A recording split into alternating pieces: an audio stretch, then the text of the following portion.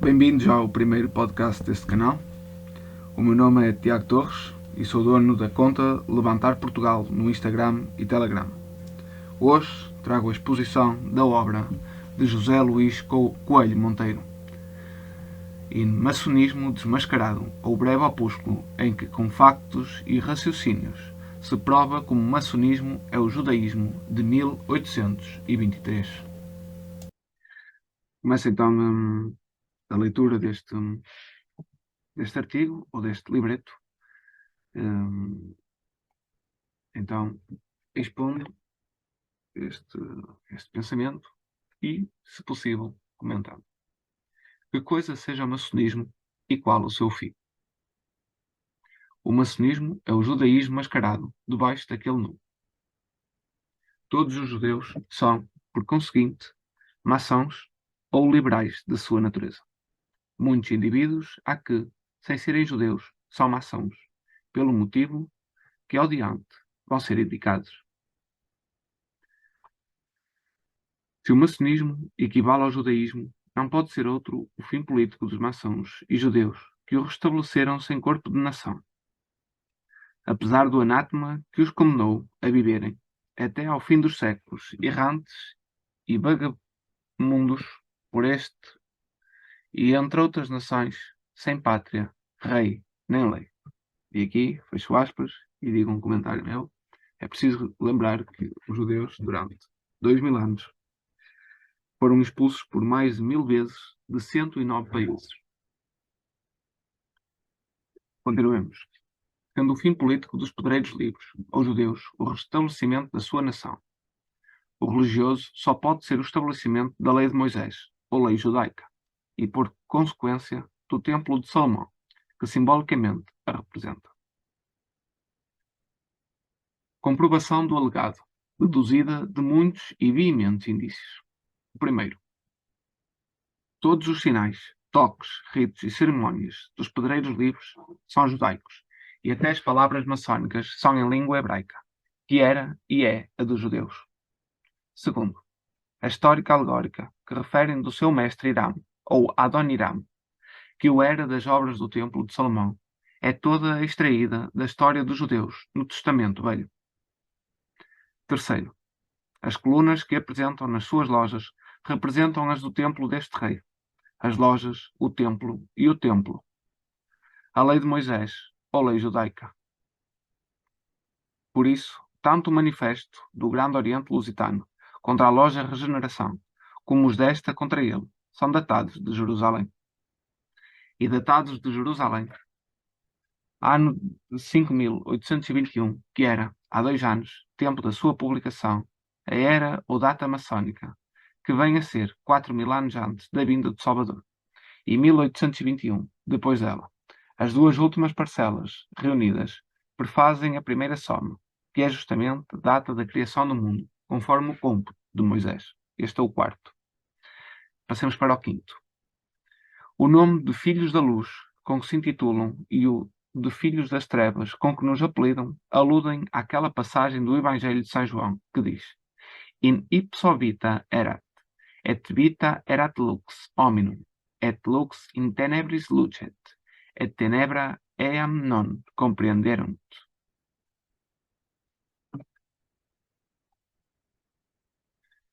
Em português isto significa: e por isso a vida era, e a vida era a luz. A luz estava nas trevas e resplandecia, e eles não a compreenderam, ou as trevas não o compreenderam. Sexto, o grande padroeiro dos pedreiros livres é São João Batista, e com razão, porque sendo este o último justo na lei antiga, ou lei dos judeus, pois precedeu imediatamente a Jesus Cristo, autor da nova lei, ou lei da graça. Segue-se que todos os santos desta são, na frase dos judeus, que reputam por impostor a Jesus Cristo, réprobos, gentios e idólatras. Nós, os cristãos, seus adoradores, igualmente idólatras, e o culto que lhes tributamos, idolatria, neste pressuposto, como para os judeus, não há depois do Batista outro algum justo, com bom fundamento. O escolheram os maçons para o seu padroeiro e protetor. Sétimo, o epíteto de profanos, com que os pedreiros livres usam qualificar-nos, equivale ao de gentios, com que os judeus costumam designar todos os mais pobres da terra, que não sejam judeus. Oitavo, toda uma ação tem dois nomes. Um é que eles chamam profano, que é o imposto no batismo, e outro, que adotam ao entrar na veneranda. Os mesmos dois têm os judeus, que entre nós vivem com capa de nazarenos. Nono, as mitras, aventais, luvas e barbas com que nas suas lojas ou reuniões se ataviam os pedreiros livres são, em tudo e por tudo, semelhantes às dos antigos levitas ou sacerdotes da lei judaica, e até as cores azul e branca dos paramentos maçónicos, que para cúmulo do opróbrio nos obrigavam a trazer no top chamado nacional, são as mesmas que usavam os sacerdotes e pontífices judeus nas vestes de cerimónia. Décimo, em prova do alegado, veja-se na Gazeta de Lisboa, número 190, de 13 de agosto de 1823, a descrição dos utensílios maçónicos, achados em Coimbra, na cisterna pertencente a uma casa que lhes servia de loja, onde, entre outros, apareceram também alguns vestidos que se pareciam com os que traziam os judeus.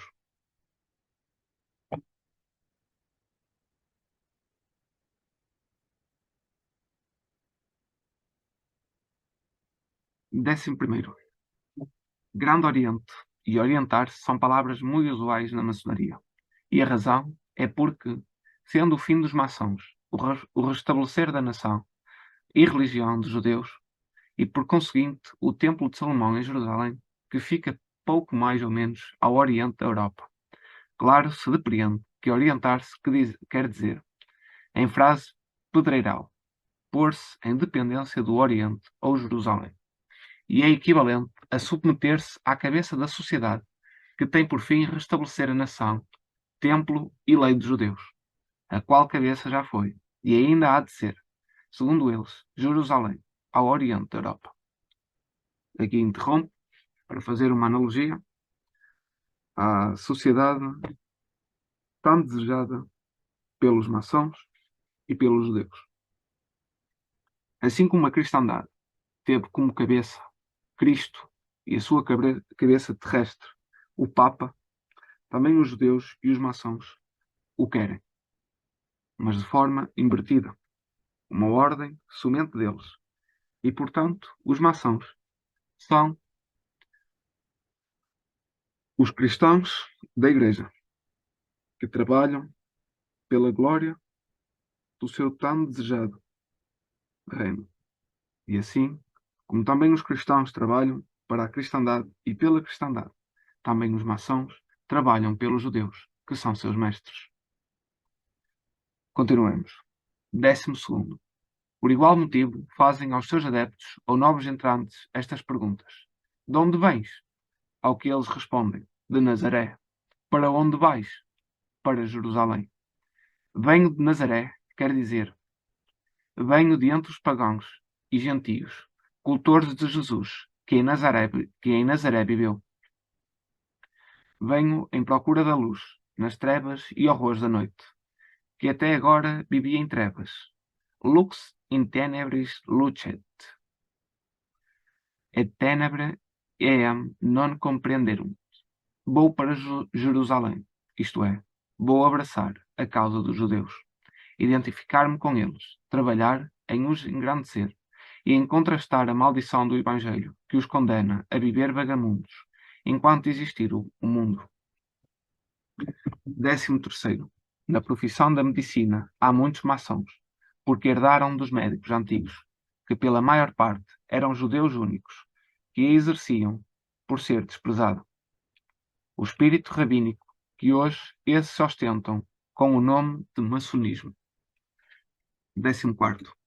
A declarada guerra dos pedreiros livres ao trono e altar e o écrasser l'infâme de Voltaire são consequência necessária do termo das suas fadigas, porquanto, sendo este o restabelecimento do trono dos judeus e a reconstrução do templo de Salomão, é necessária para se isto conseguir, derrubar primeiro todos os mais tronos e aniquilar Ekhasser, todos os altares, maiormente os do Redentor, que pelo terem por sustentáculo maiores obstáculos, opõem os seus desvairados intentos, que consistem em reduzir o mundo a um só rei, a uma só lei e a uma só grei, conforme querem os judeus, de onde se vê que a crua guerra ao trono e altar é meio para chegar àquele fim. E aqui vale lembrar que todas as revoluções que existiram, tanto a Revolução Protestante como a Revolução Francesa, não é? A tal Revolução Política, foram consequências premeditadas pela maçonaria e pelo judaísmo. Os protestantes, que são judaizantes, são o ataque ao altar. Os jacobinos, que são por essência maçónicos, são o ataque ao trono. E aí está a guerra que eles fizeram à cristandade, que era a junção entre o poder temporal e o poder espiritual, o trono e o altar. Continuemos. 15º.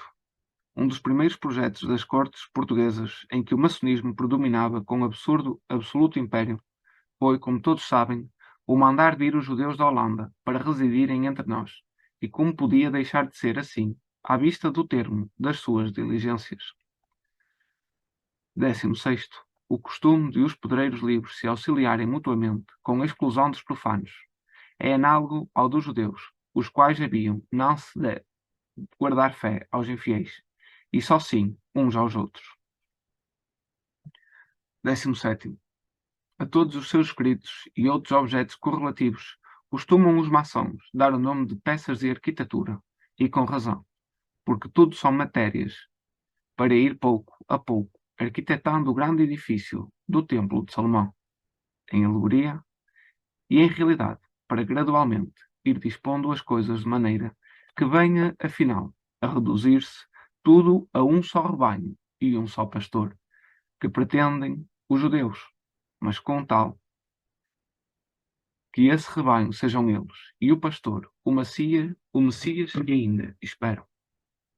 Daqui, como eu disse há pouco, os judeus desejam para si aquilo que a Igreja foi para nós, pobres, que nos convertemos à fé em Cristo. E como eles rejeitaram o próprio Deus, o Messias que veio, pretendem agora instaurar um reino somente deles e aceitar somente um Messias que lhes agrade. Continuando. 18º. O orgulho e espírito de dominar dos modernos maçons é exatamente o mesmo dos antigos judeus, os quais em parte alguma sabiam caber, senão como senhores, sendo necessário pôr-lhes o pé no pescoço para os conter submissos, como deveram fazer os maçons, se os quiserem sujeitos.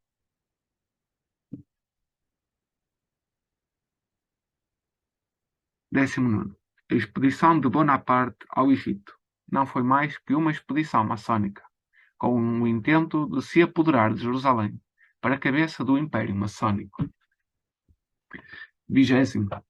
A teima com que os já maçons se negam a revelar aos que ainda buscam sê-lo, o para que serve a sociedade.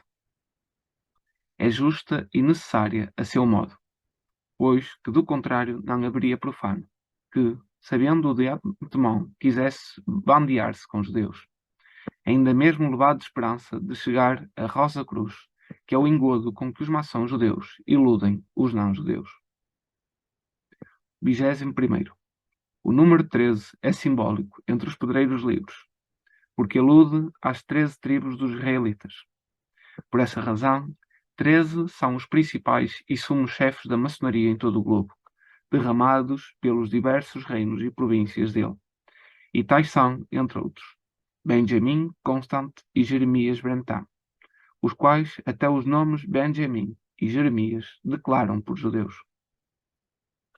Este segundo costumava, em suas lamentações às cortes portuguesas e espanholas, chamar aos deputados meus filhos, ao uso oriental dos patriarcas e anciões judeus, quando tratavam de amoestar e persuadir o povo. Eram 13, iguais às 13 tribos israelitas, os beneméritos de JFB, declarados. Este JFB deverá ser Jeremias Bentham, que foi abordada há pouco. Declarados por tais na carta que escreveu e fez imprimir contra o Cabreira, que pretendia a todo o custo ingerir-se naquele número, sendo então profano.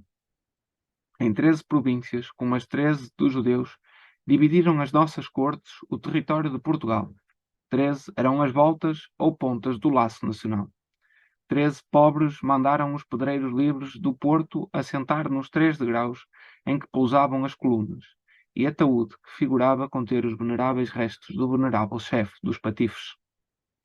Quando, na igreja dos beneditinos, lhe fizeram celebrar sumptuosas exéquias, como eu vi, e está impresso na muito verídica e judiciosa borboleta constitucional. 22º. Os banquetes dos Rosa Cruzes são, em tudo, semelhantes ao do Cordeiro Pascal dos judeus no Egito. A disposição dos convidados era esta. Punham-se os judeus e põem-se os maçons de pé, em volta da mesa. O primeiro encadeia o braço esquerdo no direito do companheiro, que lhe fica ao lado, este no terceiro, e assim sucessivamente os mais, até se fechar a roda outra vez no primeiro. Cada um impunha com a esquerda um bordão e com a direita leva a comida à boca. Tudo à ligeira, em ar de peregrinos ou viandantes que estão de partida. Consiste a alegoria em expressar que vivem entre nós como estrangeiros, esperando sair algum dia para a sua casa pátria, Jerusalém. Ou melhor, que hão de compelir todos os povos, a que reconheçam por capital e a eles por soberanos, tudo à imitação dos antigos hebreus no Egito, antes de saírem para a sua terra da promissão ao Canaã. Está visto que sempre foi sonho dos judeus que rejeitaram Cristo criar então aquilo que eles tanto chamam de nova ordem, onde a capital do mundo seja Jerusalém, onde todos os povos estejam submetidos a Jerusalém, e que o povo judaico seja para os restantes povos o próprio Messias. Eles querem viver como amos entre nós. 23º. Todas as cartas ou patentes dos Rosa Cruzes trazem no alto estampadas as 2 tábuas da lei de Moisés, que Deus deu aos judeus por mão deste sumo sacerdote e chefe do povo hebreu. 24º. No Manifesto Maçónico do Grande Oriente Lusitano, mandado imprimir por eles na oficina de Viúva Neves e Filhos, está depositado todo o veneno desta infernal sociedade, e um dos mais concludentes argumentos de que me propus demonstrar. Diz ele: o fim da nossa associação é o engrandecimento da nossa augusta ordem e a regeneração do país em que vivemos. Que quer dizer a regeneração do país em que vivemos, senão o transtorno do governo, a subversão da ordem e a dissolução da sociedade em que estes monstros vivem, qualquer que seja a forma do seu governo, boa ou má, despótica, monárquica, aristocrática, democrática ou mista, porque nenhuma exceptuam. Quem não vê nisto a pretensão dos judeus, que discursando segundo a carne, esperam que o seu Messias há de vir reunir tudo abaixo de uma só bandeira. Quem deixará de conhecer, muito mais depois da experiência dolorosa de quase 3 anos, que o engrandecimento da sua augusta ordem consiste no manto absoluto da sociedade dos pedreiros livres sobre todas as mais sociedades da terra. José Luís de Coelho Monteiro, in o maçonismo desmascarado ou breve opúsculo em que com factos e raciocínios se prova como o maçonismo é o judaísmo, de 1823. Este último ponto, o 24º, 200 anos depois, nós podemos constatar o que aconteceu. a ordem natural foi invertida, a dissolução da sociedade está à vista de todos, e eles não se importaram com a forma do governo. Eles fizeram isso com a monarquia constitucional, parlamentar, não é? E fizeram mais tarde com a República. Bom, esta é a minha exposição por hoje. Ficamos por aqui e continuemos no bom caminho. Até mais.